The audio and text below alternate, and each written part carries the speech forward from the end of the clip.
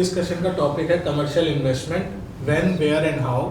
सो शुरू करते हैं हमारा डिस्कशन कि हमें अपनी कमर्शियल इन्वेस्टमेंट कहाँ से शुरू करनी चाहिए। तो गाइस, मेरा मानना ये है कि अगर आप कमर्शियल इन्वेस्टमेंट देख रहे हो तो दो टाइम आपके लिए बेस्ट होता है। एक इनिशियल स्टेज पे जहाँ पे आपका कैपिटल एप्रिसिएशन बहुत ज़्यादा आपको मिल जाता है, राइट। दूसरा ऑप्शन अगर मैं बात करता हूँ, दूसरा टाइम आपका होता है जब आपका प्रोडक्ट प्री पोजेशन पे होने वाला हो, पोजेशन मिलने वाला हो। उस टाइम पे क्या है, ब्रांड ऑन बोर्ड आ चुके होते हैं, तो रेंटल गारंटी आपको सिक्योर हो जाती है, ब्रांड आपको दिखना स्टार्ट हो जाते हैं। तो ये आपके लिए बेस्ट अपॉर्चुनिटी होती है उस टाइम पे इन्वेस्ट करना। Like I totally go with my friend अंकित भाई के साथ। आप जिस समय भी आप स्टार्ट करें इन्वेस्टमेंट, वो बेस्ट रहती है, बिकॉज डाउन द लाइन 3-4 साल में आपको अच्छा अप्रिसिएशन मिलता है। एंड अगर हम बात करें एक्सप्रेसवे की लोकेशन की, वी हैव वेरियस प्रोजेक्ट्स। हम 2-3 चीज़ों को माइंड में रख के हम इन्वेस्टमेंट स्टार्ट कर सकते हैं। One is builder background, builder कैसा है। दूसरा जो आपका ये एरिया कौन सा, लोकेशन कौन सा पड़ रहा है। एंड तीसरा, अगर अच्छा पेमेंट प्लान है तो we can go with any time with any kind of investment. मेरे हिसाब से जो मुझे ये लगता है कि जो इन्वेस्टमेंट होनी चाहिए मतलब कमर्शियल में, तो वो ऐसा रेडी टू मूव प्रॉपर्टी में होनी चाहिए कि जो कि आपके मतलब देखा होगा कि ये हम जहाँ भी इन्वेस्टमेंट करेंगे तो आगे वाले टाइम में हमें करंट में मतलब इमीडिएटली रेंटल वैल्यू आनी चालू हो जाती है। अगर हम प्री लॉन्च में या उसमें लगाते हैं हमें रेंटल आने का टाइमिंग लगता है और एप्रिसिएशन ही खाली मिलता है। तो बट उन्होंने क्या कि हमारी प्रॉपर्टी की वैल्यू अच्छी रहती है, तो हमें रिटर्न्स भी काफ़ी अच्छे देके जाती है ready to move property. Nice saying, but यहाँ मैं थोड़ा डिसएग्री करूँगा इस पॉइंट को लेके, बिकॉज प्री लॉन्च में देखें तो हम प्री लॉन्च में हमारे पास प्राइसिंग वो बहुत कम रहती है, या रेडी टू मूव कंडीशन में अगर हम देखें तो प्राइसिंग एकदम स्टैग्नेंट हो गई होती है।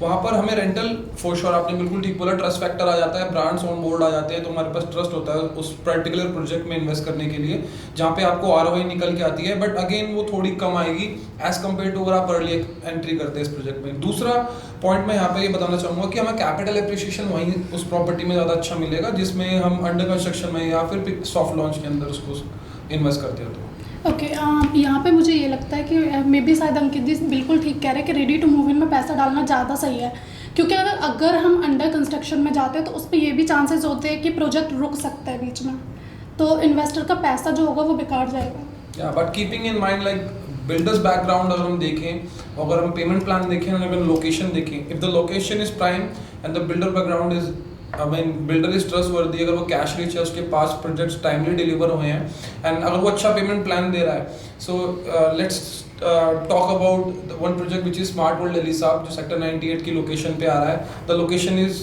Ultimately very prime. वहाँ पर जैकब एंड को रेसिडेंसीज का भी एक हमारे पास ऑप्शन अवेलेबल हो जाता है ऐसी प्राइम लोकेशन पे, जहाँ पे हमारे पास स्मार्ट वर्ल्ड है, M3M है, मैक्स जैसे प्रोजेक्ट्स हैं, एंड येस ऑफ कोर्स आपने सुना होगा DLF भी वहाँ पर आ रहा है। ऐसे एरिया में जहाँ पर आपका गोल्फ कोर्स वॉकिंग डिस्टेंस पर है, और ऐसा प्रोजेक्ट जहाँ पर अर्ली स्टेज पर ही आप ये देखिए, ऐसा कोई प्रोजेक्ट नहीं है मार्केट में जो भी कमर्शियल पे इन्वेस्टमेंट बैंक आपको लोन दे रहा हो, बट बिल्कुल अर्ली टाइम पर एक्सेस करने के लिए सॉफ्ट लॉन्च के अंदर में HDFC जैसा बैंक आकर ट्रस्ट दिखा रहा है ऐसे बिल्डर के साथ, स्मार्ट वर्ल्ड के साथ, जस्ट बिकॉज एली साहब का एक बड़ा नाम यहाँ पर जुड़ा हुआ है। तो हम जा सकते हैं, नो EMI प्लान अवेलेबल है जिसमें आप 10% से अपने अमाउंट देकर अपनी बुकिंग कर सकते हैं। रेस्ट 5% की डिमांड हर 3 साल में जाएगी। अल्टीमेटली आप पेमेंट कितना कर रहे हैं, नियर पोजीशन तक 25%, और टेक्निकली देखा जाए अगर 2 करोड़ की प्रॉपर्टी में 50 लाख रुपए दे रहे हैं नियर पोजीशन में, उसमें कुछ परसेंट तो एप्रिसिएशन आएगा ही आएगा। तो आपका पैसा वो कम लग रहा है विद अ ट्रस्टेड ब्रांड अगर आप जाते हैं। जैसे कि मैं डिस्कस कर रहा था आपसे कि भूटानी अब नोएडा का एक किंग माना जाता है कमर्शियल में, क्योंकि उसने भी कुछ टाइम में ऐसी चीज़ें करी थी कि मैं टाइमली डिलीवर्ड करूँगा। तो देख आप उसका प्रोजेक्ट देखिएगा, साइबर थम, जिसका पोजीशन था आपका 23 और 24 के पास, जो आज तक पोजीशन नहीं हुई उसकी। मतलब वो भी अपने मार्केट के अंदर एक ऐसी आइकॉनिक चीज़ ला रहा था, हैंडिंग स्काई मॉल, जो नोएडा के अंदर आज तक कभी चीज़ ऑप्शन नहीं आई। पेमेंट प्लान वो भी लेकर आया, जैसे एली साहब आ रहे हैं, ली कॉर्टयार्ड आ रहा है, सब ला रहे हैं। पर ब्रांड होता है कि उनका बैकग्राउंड भी अच्छा है, भूटानी का भी अच्छा है। आने वाले टाइम में देखा जाए तो भूटानी भी काफ़ी अच्छी चीज़ें कर रहा है, फिल्म सिटी बना रहा है वो इस टाइम नोएडा की। तो इस वजह से मैं कह रहा था कि कमर्शियल में प्रेफर करता हूँ रेडी टू मूव, क्योंकि आज जिन्होंने पैसा लगाया था पहले भूटानी में, आज उनका पैसा भी फंसा हुआ ही है ना, कुछ रेंटल वैल्यू मिल नहीं रही ज़्यादा। तो उस चीज़ के लिए मैंने आपको बताया था कि बट मैं यहाँ ये बोलना चाहूँगी, आप जैसे रेडी टू मूव इन की भी बात कर रहे हैं, आप उनका अल्फा थम उठा के देखो भूटानी का, मोस्टली क्या है, खाली पड़ा है आधे से ज़्यादा। उसका क्या, रेडी टू मूव इन में भी पैसा लगाना ज़्यादा भी सही नहीं होगा। तो बट वो लॉकेबल ऑफिस स्पेस में लगाया जाता है लोगों में, लीज या तो होता है कि प्री लीज में लगा होता है कि प्री लीज वो किसी ब्रांड को चढ़ा हुआ। अभी भूटानी में कौन कौन से ब्रांड आए हुए हैं? नॉर्मली तो कोई भी ब्रांड नहीं है, नीचे ही आए हुए हैं, लाइक नीचे पिज़्ज़ा वो भी हट हो रिटेल गया। शॉप के ब्रांड्स आए हुए हैं ना। हाँ बिल्कुल। तो वो उन्हीं के, वो भी जिनकी शॉप है, जिन्होंने लॉकेबल शॉप ली, तो उन पे वो चल रहा है उनका रेंट का। मैं एग्री कर रहा हूँ आपकी बात से, बट मेरा मानना ये है कि अगर आप कमर्शियल इन्वेस्ट कर रहे हो ना, तो डिपेंड करता है उसकी लीजिंग टीम। अगर डेवलपर के पास लीजिंग टीम अच्छी है, लीजिंग जॉनिंग उन्होंने पहले से प्लान की हुई है, तो वो कमर्शियल हमेशा रन करता है। वो तो बात वहाँ आपकी पैसा लगाना बिल्कुल ओके बहुत है, fair सर। वो बात आपकी बिल्कुल ओके है कि क्योंकि बिल्डर अगर लीजिंग राइट अपने पास रखता है Correct. तो प्रोजेक्ट अच्छा चलता है, नहीं तो प्रोजेक्ट बिल्कुल डंप हो जाता है। कमर्शियल इन्वेस्टमेंट में हमेशा इन्वेस्टमेंट रिस्क के साथ होता है, और जो इन्वेस्टर्स होते हैं वो रिस्क के साथ रिटर्न भी एक्सपेक्ट करके चलते हैं। सेकेंडली कमर्शियल में सबसे ज़्यादा जो मैटर करती है वो उसकी जोनिंग मैटर करती है, उसकी लोकेशन मैटर करती है, उसकी कनेक्टिविटी मैटर करती है। अगर ITITS कैंपस है 24/7 रनिंग होगा, तो उस हिसाब से उसकी कनेक्टिविटी है कि नहीं, वहाँ पे जो भी एम्प्लॉयज़ होंगे, जो भी MNCs वहाँ पे शिफ्ट होने वाली है, उनको कितना फ्लेक्सिबल है उस एरिया में जाने के लिए, कनेक्टिविटी किस तरीके की है, कितना टाइम उनका बच रहा है, सारी चीज़ें मैटर करती है। तो कमर्शियल इन्वेस्टमेंट हमेशा रिस्क के साथ आता है। तो मेरा मानना ये है कि जैसे आप बोल रहे हो तो कि सारी चीज़ें देखी जाएँ, तो बेसिकली हमारे पास हम इनको क्राइटेरिया के अकॉर्डिंग डिज़ाइन करें, तो हम ग्रेड A कैंपस की हम बात कर रहे हैं, राइट। बिल्कुल। तो हमें ग्रेड A कैंपस में इन्वेस्ट करना चाहिए। हाँ, मुझे ऐसा लगता है कि अभी जो इन्वेस्ट करना बेटर होगा वो यमुना पे होगा, क्योंकि वहाँ पे नियर बाय जेवर एयरपोर्ट आ रहा है और काफ़ी सारी सोसाइटीज़ आ रही है। जैसे एल्डिको के वहाँ पे भी 3 प्रोजेक्ट आए हुए हैं, गोदरेज ने भी अपनी लैंड ली है वहाँ पे, VVIP भी आया है, अभी वहाँ पे गौर का भी प्रोजेक्ट आया है क्रिसलिस के नाम से। तो मुझे ऐसा लगता है कि अभी जो गौर का प्रोजेक्ट आया है कमर्शियल, उनका गौर बेंटो कोड के नाम से, तो वहाँ पे इन्वेस्ट करना में भी ज़्यादा बेटर है। ये शीतल, मैं आपकी बात से एग्री करता हूँ। यमुना एक्सप्रेस वे अब बेटर ऑप्शन है। जैसे उधर मल्टीपल MNC कंपनीज आ रही हैं, जेवर एयरपोर्ट बन चुका है, उसमें कोरियन सिटी, जैपनीज सिटीज़ आ रही हैं, IT पार्क डेवलप हो रही हैं। तो यमुना एक्सप्रेस वे पे एक अच्छी कनेक्टिविटी ऑप्शन मिलती है। अभी मेट्रो लाइन एक्सपेंशन होगा, तो यमुना एक्सप्रेस वे एक बेटर ऑप्शन है इन्वेस्ट करने के लिए। मल्टीपल प्रोजेक्ट्स आ रहे हैं, इसका XOIP कमर्शियल प्रोजेक्ट आ रहा है उधर, गवर्नमेंटों का जैसे आपने भी बात करी उसका कमर्शियल प्रोजेक्ट आ रहा है। तो मुझे लगता है कि हाँ, अभी अगर किसी को अर्ली इन्वेस्ट करना है तो यमुना एक्सप्रेस वे एक बेटर ऑप्शन बनता है। Totally agree with your point. Yamuna expressway बहुत अच्छी लोकेशन है, डाउनटाउन रहने अगर हम 3-4 साल की बात करें तो काफ़ी अच्छा प्रॉपर्टी में अप्रिशिएशन आएगा, whether you will go for commercial और रेसिडेंशियल ओवर देयर।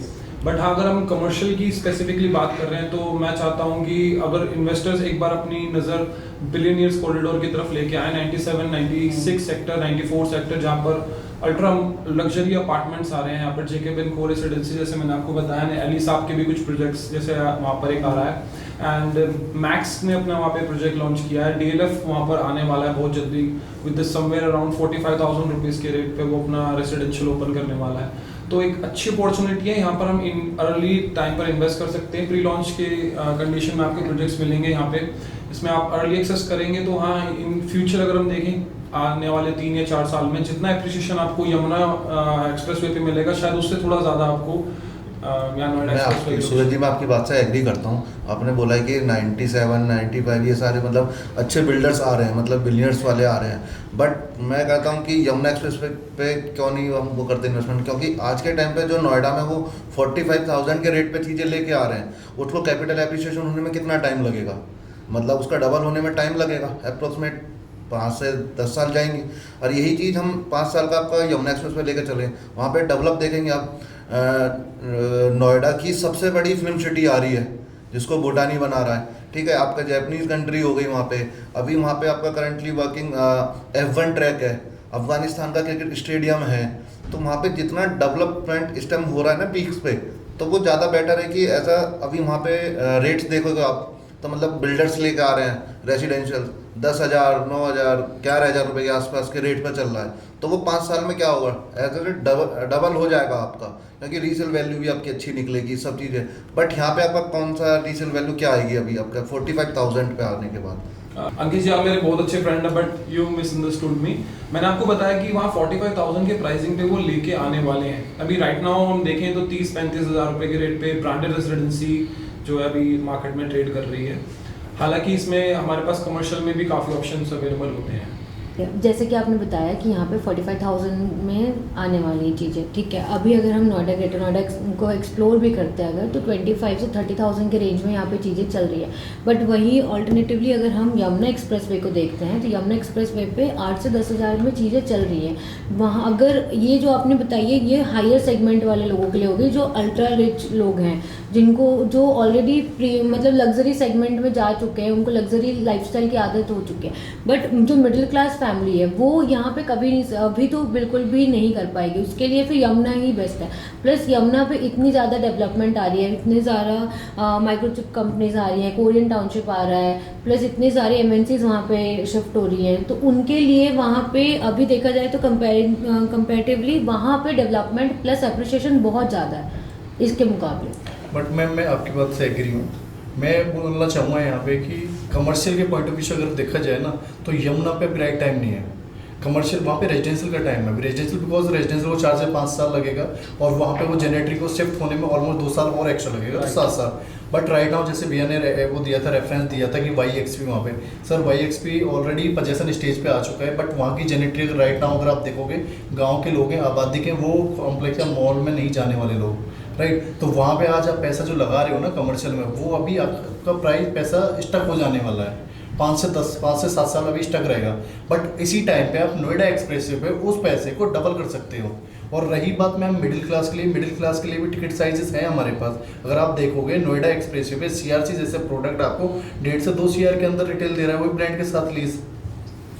तो गाइस मेरे हिसाब से इस ग्रुप डिस्कशन को यहीं एंड करते हैं। सो मेजरली गाइस आपको पता चल गया होगा कि अभी कहाँ राइट टाइम है फॉर द कमर्शियल इन्वेस्टमेंट का। अभी हम लोग जो डिस्कशन का हमने कंक्लूजन निकाला वो यही है कि अभी जो बेस्ट टाइम और बेस्ट लोकेशन है कमर्शियल इन्वेस्टमेंट की वो है Noida greater Noida expressway sector 98, 97।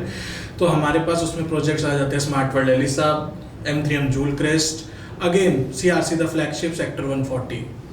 Again जो हमारे मेजर यमुना एक्सप्रेसवे है वो हमारी रेजिडेंशियल इन्वेस्टमेंट के लिए अभी मेजरली बेस्ट टाइम है टू एंटर। सो वहाँ पे हमारे पास बिल्डर्स हैं बीट Eldeco, Godrej, CRC, North Wind. So this is the conclusion of this group discussion.